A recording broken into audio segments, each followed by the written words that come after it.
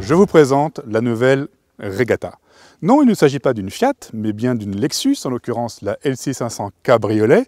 Et la Regatta en est la version de lancement, une série limitée.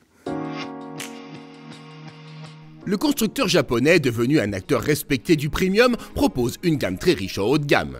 Elle compte en effet pas moins de deux coupés très puissants, le RCF et le LC, ce dernier étant le plus chic et cher.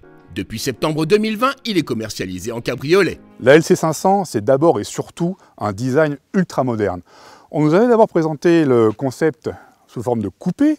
Ce coupé est arrivé en série sans pratiquement aucun changement. Lexus a fait la même chose avec le cabriolet, d'abord en concept, ensuite la version finale que nous voyons ici, inchangée.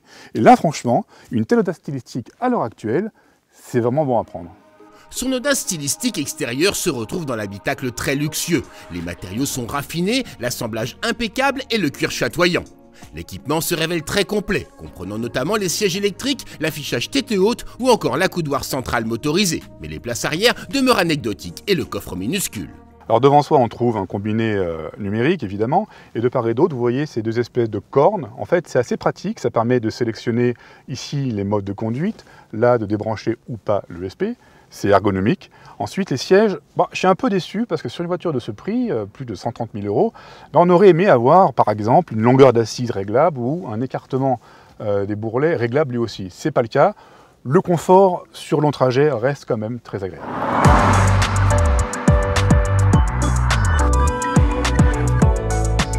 Techniquement, le cabriolet LC500 conserve les excellents trains roulants du coupé. De type multibras à l'avant comme à l'arrière, il se complète d'un amortissement piloté, tandis que l'électronique se charge en agissant sur les freins de rendre le comportement routier plus dynamique en virage. Mais sous le capot, il y a une surprise. Alors derrière moi, vous voyez la nature, la verdure, le ciel bleu. Et là, vous vous dites, c'est logique, c'est raccord avec Lexus qui fait des voitures hybrides. Mais pas celle-là, parce que le cabriolet n'existe qu'avec le bon gros V8 5 litres atmosphérique, pas du tout hybride, pas du tout downsizé, gorgé de cylindrée, gorgé de couple, émetteur de CO2, mais à des quantités répréhensibles. Et franchement, on adore. Dynamiquement, ce cabriolet Lexus était attendu au tournant. Rigoureusement suspendu, il se montre tout à fait efficace et rassurant. Sa belle agilité faisant même oublier ses plus de 2 tonnes. L'ablation du toit engendre de menues vibrations de caisse, mais elles sont sans aucune conséquence sur le comportement routier. Sous le capot, on a un gros V8 atmosphérique, donc il fait exactement ce qu'on attend de lui. Il est coupleux, il est musical, il est souple. À mi-régime, il envoie du bois. Il prend bien ses tours, il monte à plus de 7000 dans une belle sonorité un peu métallique. Et les performances sont là. Ensuite, il s'accouple à une boîte de vitesse, non pas 8, non pas 9, mais à 10 rapports.